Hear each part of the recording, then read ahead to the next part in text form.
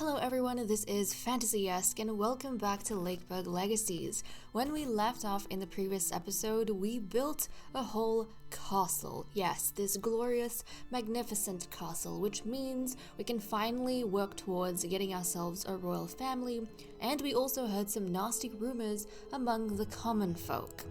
So, who was it? One of our farmers. Was it Elfrida? Hold on a second. Yes, Elfrida was spreading rumors about our seamstress Carla and the newly aged up Eloise, who used to be an apprentice baker. Elfrida, was spreading rumors that Eloise and Carla were in an illicit relationship. And, we kind of had the option of basically getting Eloise and Carla to admit that, hey, that's actually a great idea, and having them get married. But that would obviously result in Carla breaking it off with Rowan, who she has a son with, so we did not go that route. Instead, Carla and Eloise are now rivals with Elfrida, because what the heck, Elfrida, why are you starting rumors about them when they didn't even do anything? So yeah, Elfrida has become a bit of a recluse as a result, because I think she's aware that she might have stepped on some toes. So that's kind of what's been happening in town. But I'm excited. We've had a few age ups. We can recruit. We have all of these vacancies. Come on, the rodent nest, the fisherman's hut, the carpenter's workshop, the forge. We have a slot at the hunter's cabin. We have, obviously, a queen that we're looking for. We have 2 spots in the treasury, 2 spots in the chancellery. This place is in need of growth.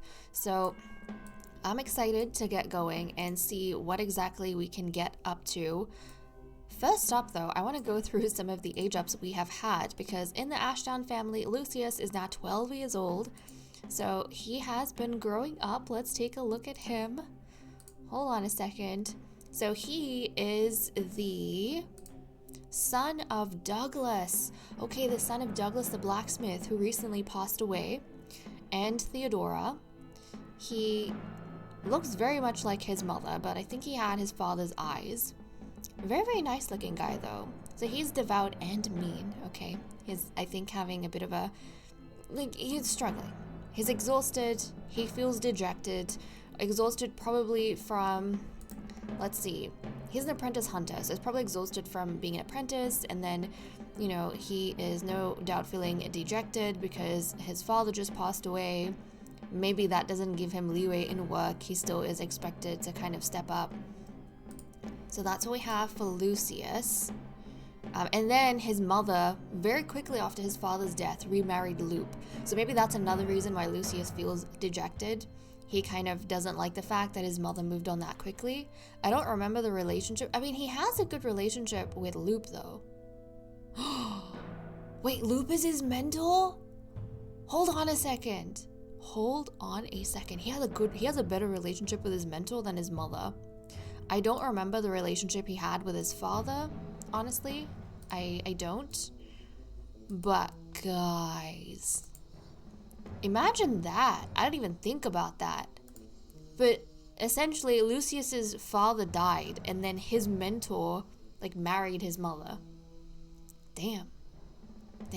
Okay, well, it seems as though he had, I don't know how he was with his father, but according to this, I get the feeling that he might have been grateful that his mentor is now his stepfather, and he is not kind of stuck at home just with his mother. That might have been a little bit difficult for him, because I think Theodora has a mean personality. Yeah, she's coward, mean, glutton. She is not a nice person, just across the board. She has a terrible relationship even with her own apprentice, Olive, so I can kind of see why her son might not want to be trapped at home with her alone. Yeah. Okay. Well, that's one thing. What other changes have we had in terms of our youngsters? I mean, Anne's old now. Oh my goodness, Anne. She's old, guys. Oh, Anne. She's all wrinkly and everything. Okay, what else do we have? I think we've looked at Nathan. I feel like we have. I'm not sure. We might not have. But hold on a second. Nathan has a average relationship with his mother, a good relationship with his father, and a bad relationship with his mentor, Raimonda. But he looks quite a lot like his father. But he gets his kind of hair color from his mother. Otherwise, he's kind of his father's son. But he's 14 years old right now. Okay, and then Sapphire. Still nothing I can help you with. We cannot fulfill any of her aspirations right now. She's got very lofty aspirations. And then Kristoff is still unemployed. And Eloise is unemployed. Kristoff. Okay, Mason, man of the evening, or lumberjack. Mason, we don't have enough stone for that. Or lumberjack, so he can only be a mason at this point. Can only be a mason. We need more resources for that. We don't have any right now. And then we have, so I don't know how long he's going to stay unemployed for, because if we have other things we can fulfill with our resources for other characters, we might do that. For example, Eloise right now needs a job, but not only that, because she is a female within Lakeburg, the kingdom is going to provide her with a home of her own. That's a right that she has. So, as someone who can own property, we're going to invest resources into getting that set for her. Ay. Okay, well, Eloise. You know what's funny? Eloise is the daughter of Marie and Brynja, but she looks like she's the daughter of Colette. Doesn't she? To me, she does. Like, we have her and Colette in the singles panel down here, and in my head, I keep thinking they're mother and daughter, but they're actually not. She's Marie's child. Marie and Brynja's child. Valerius is Colette and Eberolf's son. Oh, and to be fair, Colette's son looks a lot like her, but I just get confused between her and Eloise as well. Anyways, you want to be a baker, which makes total sense because that's what you trained as. We don't have an opening at the bakery right now, so we can't get that done for you. But what I can do is hopefully, yes, I can build you a house next to the Winterbourne family. So Eloise Bonnet, let's get you moved in, honey. And actually, Chris might now get a chance at asking Eloise out on a date to see if anything can become, of them. So Chris, he's tried his luck on Colette. That was just embarrassing. But now finally he's got someone like his age. So he's going to try asking her on a date and, we'll see what happens between the two of them. But not Colette. Ooh, and they're an excellent match as well. Okay, things might kind of work out quite well. And I think they both have, good personalities, I think. I'm not sure about Chris. Oh, well, no, never mind. Chris, he's romantic, but he does have, that indecisive trait, that glutton trait. He does have, however, really good genetic traits. He is the most beautiful man in Lakeburg, according to Lakeburg standards. He's also nimble. He could pass all of that on to Eloise and her children. So, well, let's send them on a date and see how this goes. So they're starting off at the hill by moonlight. We could accuse fat stray cats for every problem happening in the village, or say money creates more problems than it solves. We'll go for money. Eloise still thinks life is easier when you've got silver, gold, and diamonds. Rubies are a plus. Okay, let's go to the inn and have a drink. We could talk about the benefits of meditation to focus on present moments, or we could say it's time to duel. We're gonna say it's time to duel. Eloise maliciously grins while taking out her sword. First blood wins all. And then we're going to the lake, having a boat ride.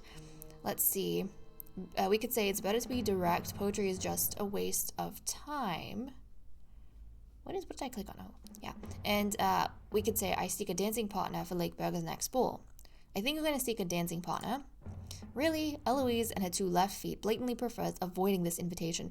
Is that a fail?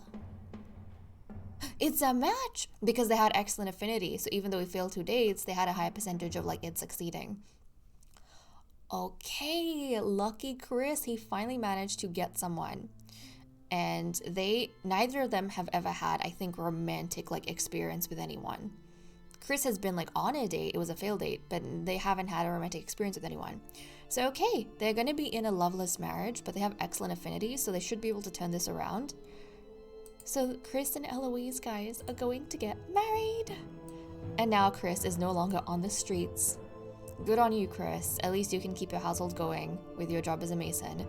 But yeah, no longer on the streets, which is wonderful for him, especially as young as he is. He didn't have to stay homeless for too many years. It was only, a couple. It was only a couple. Okay, so that is done and dusted. The other thing we need to get done is recruit. So let's go ahead and see who we might be able to recruit. Okay, let's have a look. So we have Paris Castleroy, who is of the peasant class. He is 22 years old. He can be a mason, healer, or a teacher. And then we have Odalyn Taylor, who's 18 years old, of the peasant class. Could be a carpenter, knight, or seamstress. So essentially we have between a seamstress and a mason. Oh, geez. Well, it's neither, we don't have... We already have someone who is meant to be a mason. That's Christoph. Christoph is kind of a mason in line. Eloise is a baker in line, although I don't know if... Oh, we have apparently enough wheat. But yeah, we have a baker in line. We have a mason in line. I am very tempted by the mason though, because if we can get like the extra mason in, that would be very helpful to us in terms of getting more stone. Also, I'm realizing that I have a few places where I don't think I've made the necessary upgrades, or the kind of upgrades that I usually prefer. Okay, royal family, there's no upgrades to be had here, but I think like at the even at the treasury. Okay, I'm kind of used to there being upgrades. Like for example, if you click on the forge, you know how we have all these upgrades on the sides we can do? Apparently we can't for the prestige buildings, which is okay. It kind of makes it easier for me because I can save up gold for other things like the granary. But I'm tempted to actually go with Paris because having another like oh wait, Carpenter. We have a carpenter's workshop.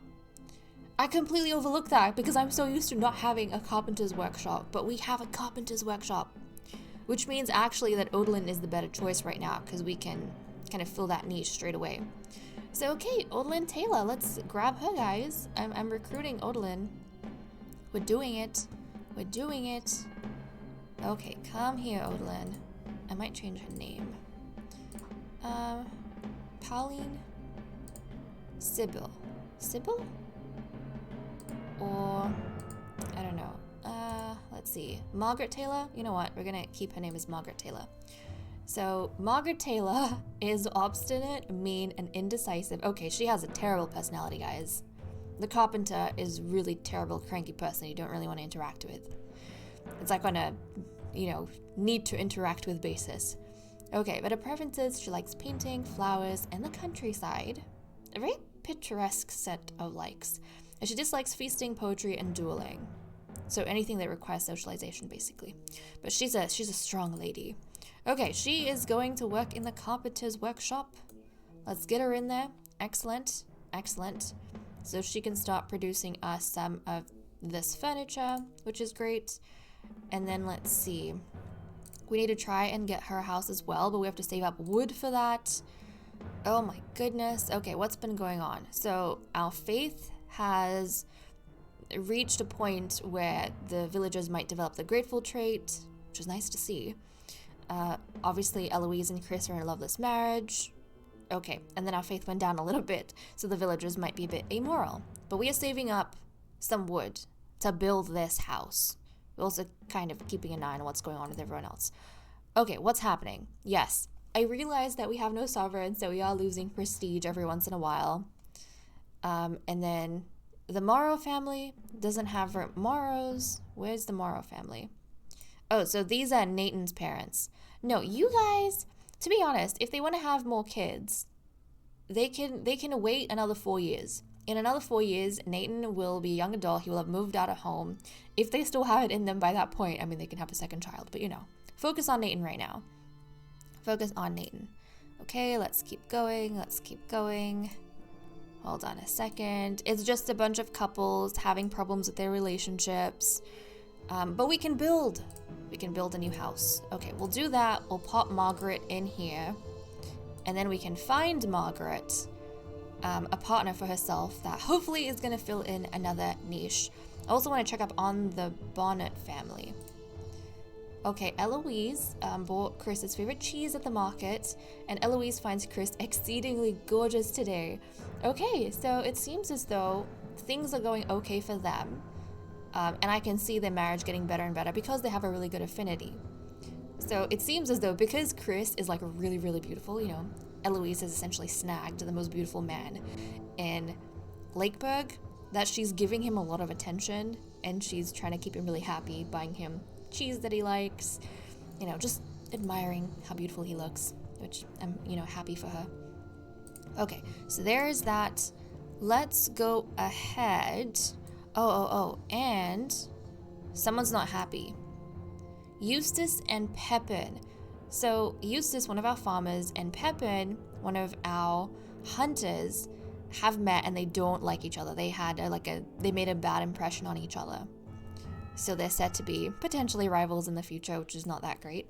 But we want to go ahead and find Margaret a partner, a soulmate. So let's see who she ends up with. It's an average affinity. Rodolphe is 21 years old, peasant class. He's rowdy, lazy, humble, and I don't know, he might either be an intelligent sort of guy or a crafty sort of guy, not sure. But blacksmith, blacksmith! We actually need a blacksmith, don't we?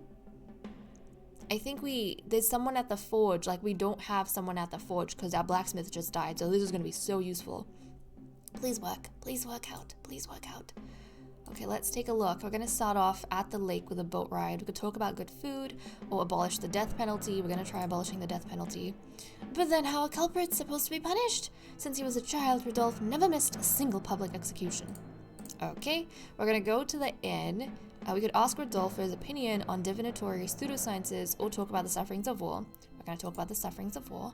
Rodolphe always volunteers to brandish the flag on the battlefield. He doesn't really care for the wounded or the dead. And finally, we're at the hill by moonlight. We could mention the nice countryside around Lakeburg or propose the idea of picking some flowers in the fields. We're going to pick flowers in the fields. What a silly idea. Why not leave those flowers in peace? Oh no. It's a fail! How could you, Margaret? We lost our blacksmith. We lost our blacksmith? But this is also useful. So this is Victorin, 21 years old. This is a bad affinity, okay.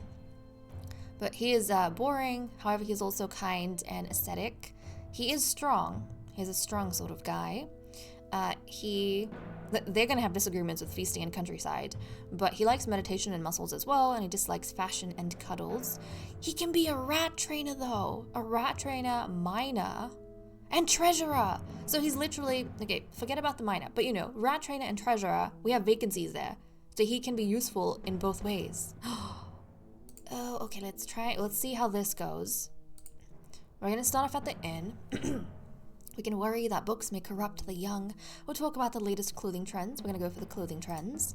Victorin does not care about such things. All you need is a shirt on your back and clogs on your feet. And then we're going to go to the hill by moonlight. We could talk about the importance of big cuddles in a loving relationship, or criticize Lakeburg's countryside. We're going to criticize the countryside. Living in this hellhole is such a bore. Victorin also hates being woken every morning by the rooster, the hens, and the flies. And finally, we're going to have a boat ride at the lake. We could talk about the benefits of meditation to focus on present moments, or everyone knows that big muscles imply a small brain. We're going to insult the muscles. Victorin swaggers to express his disagreement. Is this a fail as well? It's a match! Okay, it is a match, guys. It is a match. We have bad affinity, and it's going to be a loveless marriage for our Carpenter, Margaret. But it is a match. Okay, these two are getting married, and then Victorin, you are going to be our rat trainer. So Victorin, let's come over here. There we go. There we go. He is actually helping out with the health now. He's helping us out with our health, guys, because now we're not going to have like rat infestations and such. So that was important. That was an important change for us. We can do some bartering. We're gonna give some clothing for gold. Give me all that gold. Give me that gold. Okay, let's try and get a little bit more time moving. See what else we have going on over here. Apparently, Chris and Brynja are best friends, which is actually really, really cute because they work together and they used to be mentor and apprentice. So I actually love that we do have some colleagues at least who really adore each other's company and get along very well. Okay, we have reached our storage limit for bread. So our bakery is doing very, very well. Where's the bread? Okay, we're gonna increase our bread stocks.